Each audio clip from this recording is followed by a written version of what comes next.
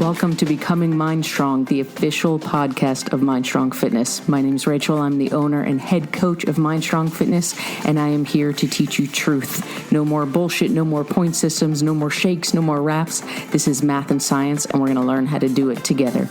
Ready? Let's rock and roll.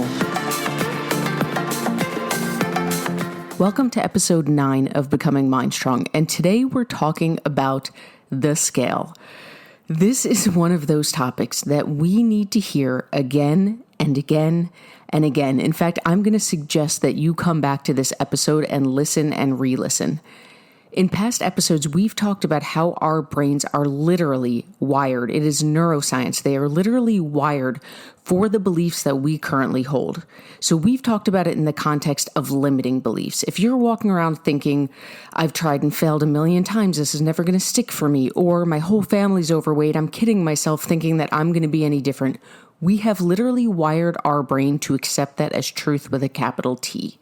And the same can be said about this belief that the scale is the be-all, end-all when it comes to fat loss. We have been told, and we have very often been sold, the idea that that number on the scale is the most important indicator of if our weight loss journey is working. And here is the truth. The scale is not the be-all, end-all when it comes to fat loss. Let me say that again. The scale is not the be-all, end-all when it comes to fat loss. So before we dive too much into this topic, I want to give you an analogy to paint the picture of why this is. Let's say that you are practicing to increase your speed on a 100-meter dash. Okay, you're training to increase your time to run a faster 100-meter dash. You're going to run 5-6 days a week. So the first thing you do is you make sure you have the equipment. You make sure you're set up for success. You have the right clothes. Most importantly, you have the right running shoes. Those are a given. Now, is it realistic to think that every single day that you get onto that track, your time is going to improve? Is it realistic to think that if you were to map out your times each day that week, it would look like an airplane taking off? It would be a completely linear path from point A to point B. The answer is no. That's just not how it works, right? There's going to be days where you don't eat enough before you run. There's going to be days you eat too much before your run. There's going to be days where you didn't sleep enough or you got too much sleep or there's hormones involved or your muscles are tired. There's a million factors that go into what that day's run and therefore what that day's time look like. And if you're sitting there and judging your overall progress based on a day-to-day number, pardon my French, you are setting yourself up for a major, major mindfuck. And the same thing is true with the scale. We need to gauge. We need to see that our progress is working. But just like with that 100-meter dash, doing it on a day-to-day basis is going to cause frustration times a million. With that run, with that 100-meter dash, yes, we want to see that we're making progress. But we don't do that by looking at our time each day. We monitor by looking at that week. Did my week's time improve? Maybe even 2 weeks. In the past 2 weeks, have I improved? Now, if you see that your time is not improving over a longer set period of time to monitor, then we have to go back and look at the logistics. Maybe you have to tweak your shoes. Maybe you have to tweak your form. That's when we dig in. But it's not, well, Monday my time was this and Tuesday it was 2 seconds slower, so that means I have to start all over. It's not working. That's not how we monitor progress. We look at the bigger picture, understanding that on a day-to-day basis, there's more factors involved. And that is where we're going to start this discussion with the scale. If you are getting on the scale every single day and seeing that increase, decrease that is bound to happen, you are setting yourself up for the same mindfuck.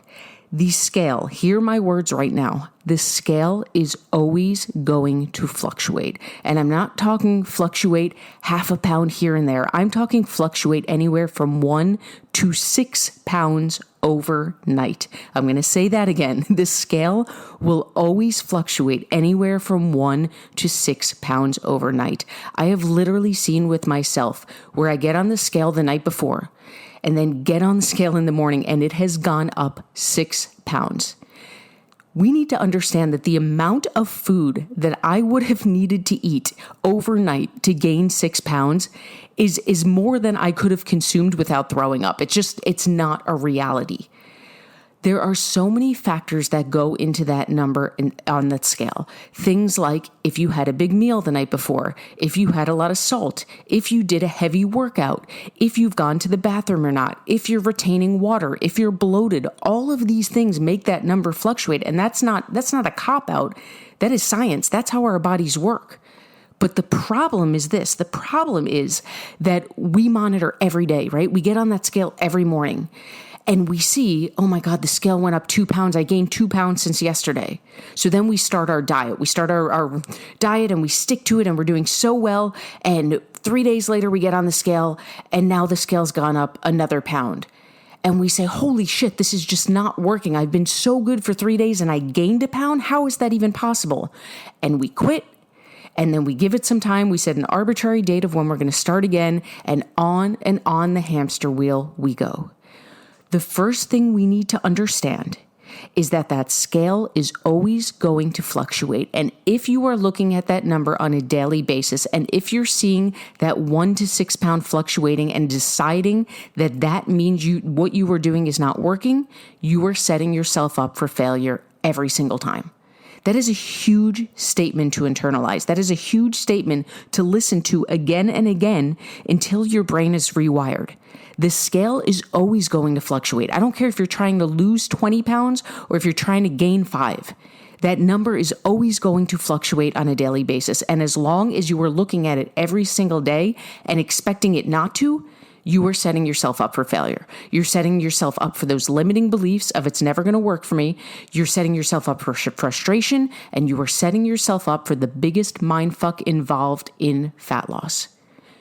Now, all of that said, this scale can be an important tool, right? Just like that 100-meter dash, we have to monitor. We have to make sure that this is working in some way. The issue with the scale is not that the scale is evil or the scale is the devil. The issue with the scale is that its purpose is not to monitor on a day-to-day basis. It's to look at our long-term results. Now, before we get too much into how often to get on the scale, let's recognize that there are other ways to monitor progress besides the scale. We all know, when we're honest with ourselves, we know if we're losing or gaining weight. You can feel it, right? You feel it in how your clothes fit. You feel it in your energy. You feel it in how your body feels when you look in the mirror or you just pay attention to it throughout the day. Those are all very accurate measures of what's going on. They're not as exact, but we can feel it. We know if we're losing or gaining weight. That's step one. If we want to be more meticulous, we can also take body measurements. That's another option that's open to us. It can take longer to see the progress, but it's also more detailed than simply going by how our clothes fit. All that said, there is a place for the scale. It's just not on a day-to-day basis. Now, the logical next question is, well, how often should I be tracking then? And the answer is it's really personal. It comes down to your mindset, right? I know people who can get on once a week with the understanding that number is not the be-all end-all and we're just doing it to monitor. They can get their once a week number, they can jot it down, they can move on with their life. I know other people who even once a week can't fully accept that number is not the be-all end-all. So if they see at the end of the week that it's gone up 2 pounds, they're going to get right back into this mental spiral. So for someone like that, I'm going to suggest every 2 weeks. The bigger picture is this. The thing you need to understand is this so you can make the decision of what works best for you. When we talked about the 100-meter dash, we talked about the big picture, right? We don't care if your time is necessarily going up every single day, but we want to look back at the end of a week or the end of 2 weeks and see that we're making overall progress. And to do that, we need the right tools. We needed the right clothes. We needed the right running shoes. This is the same for your weight loss journey. There are parts of the weight loss journey that are flat out math and science. It doesn't matter your age, it doesn't matter your weight, it doesn't matter anything else except that you're following the rules of fat loss. And the rules of fat loss say that you have to be eating less calories than you burn in a day. We call that being in a caloric deficit. We talk about it at length in episode 1 of Becoming Mind Strong. If you need a refresher, go back and re-listen to that. If you know you've gotten with a coach or you've figured it out on your own, if you know that you are in a caloric deficit, it will work. I'm going to repeat that again. There's a lot of repeating in this episode because we need to hear this stuff. If you are in a caloric deficit and you are using all the tools, you know that what you're eating in a day is equal to what you're putting down in MyFitnessPal or your food journal, whatever you're using. If you are doing this correctly, it will work. We can't control how fast. We can't control what parts of your body you lose fat from. But if you're doing it correctly, if you have the right tools, it will work with time and consistency. The scale's purpose is to do a check-in. It's that after 3 weeks, you can go on the scale and say, okay, yeah, there's been a lot of fluctuating throughout these weeks. But looking back on where I was at the start of the month versus where I am now near the end of the month, I see some progress. And I'm using 3 weeks as a very, very general example. Sometimes you might not see progress for a month, right? It's not an exact science in terms of when it's going to happen. The point of this podcast today is not to tell you how many times in a week or how many times in a month you should be getting on the scale. The point of this is for you to understand that if you're looking at it every day, that is not indicative of what's actually going on. The point of the scale is to monitor long-term results. So for you, if you can look at it once a week and understand that a little fluctuation is normal, do it once a week. If for you that number is every 2 weeks, then do it every 2 weeks.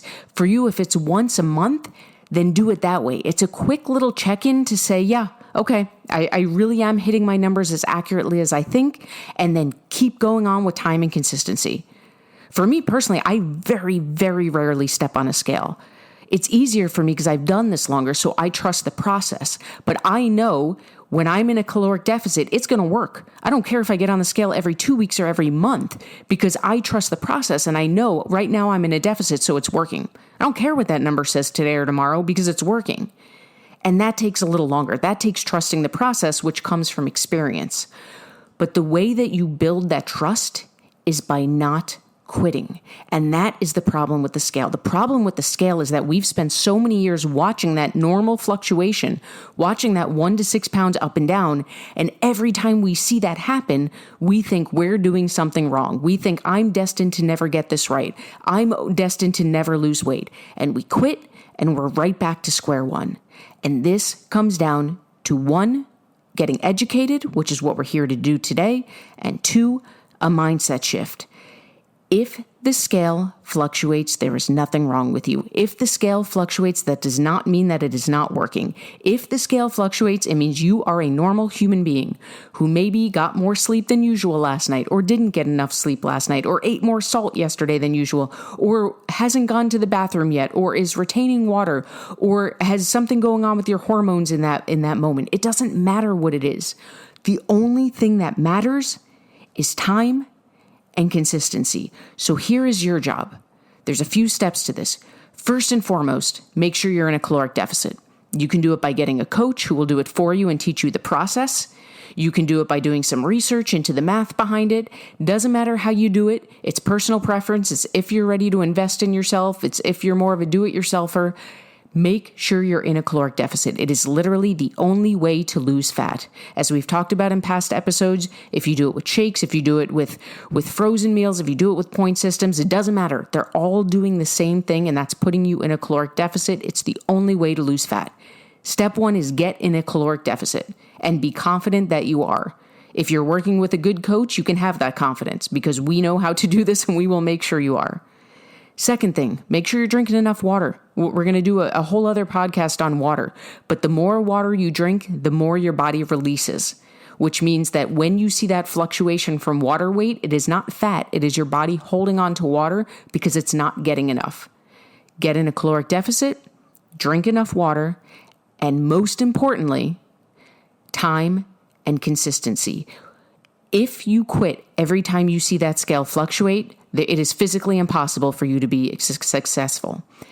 If you make the mindset shift of that scale is always going to fluctuate. It doesn't matter that it went up 2 pounds today when it was down 1 yesterday. It doesn't matter. That is part of the process. The only thing I need to do is stick with my caloric goals and give it time and be consistent and have faith in the process. The more you do this, the more the trust in the process becomes easier because you have experience under your belt. But until then, rest assured that caloric deficit plus plenty of water plus time and consistency is the recipe, pun intended, because we're talking about health and fitness. It is the recipe for success, and it works every single time. So make the mindset shift right now. You can write it down. You can write a contract to yourself. You can say it out loud, whatever you need to do. Stop weighing yourself every day if that helps you. Stop weighing yourself once a week if that helps you. Whatever you need to do logistically, the biggest takeaway is that this is a mindset shift. The number on the scale will fluctuate. It doesn't mean it's not working. What matters is being in a caloric deficit, giving it time and consistency, and trusting the process. For more information on Mindstrong Fitness, visit www.mindstrongfitness.com.